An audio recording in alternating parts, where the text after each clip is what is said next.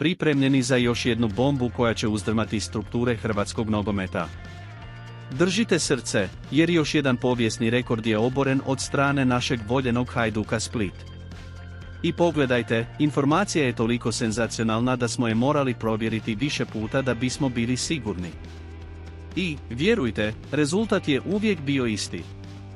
Hajduk je pobijedio Osijek i napravio nešto što se jednostavno nije događalo čak 15 godina. Ekipa iz Splita uspjela je ostvariti pobjede u prvenstvu u obračunima sa 3 najveća rivala u hrvatskom prvenstvu. I nemojte misliti da je bilo lako. Prvo, 21. srpnja, malo su proslavili protiv Dinama u prvom kolu. Zatim, 9 dana kasnije, bilo je vrijeme za pobjedu protiv Rijeke na Poljudu. I da zaokruže sve, više od 3 mjeseca kasnije, na odgođenoj utakmici trećeg kola, nokotirali su Osijek na Toda People. Možda sada razmišljate, a što s Dinamom? Smirite se. U 10. kolu, 1. listopada, Hajduk je drugi put pobijedio Dinamo kod kuće, ali to nije ključno za priču koju ćemo danas ispričati. Pazite sada, ljudi!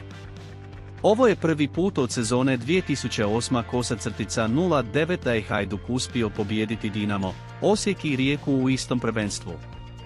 Da, dobro ste čuli.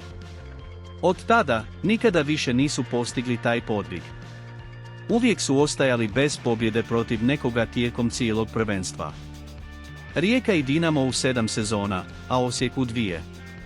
Leko i Karoglan prekinuli su tu crnu seriju u posebnoj sezoni Hajduka, ali hoće li zaista biti tako posebno?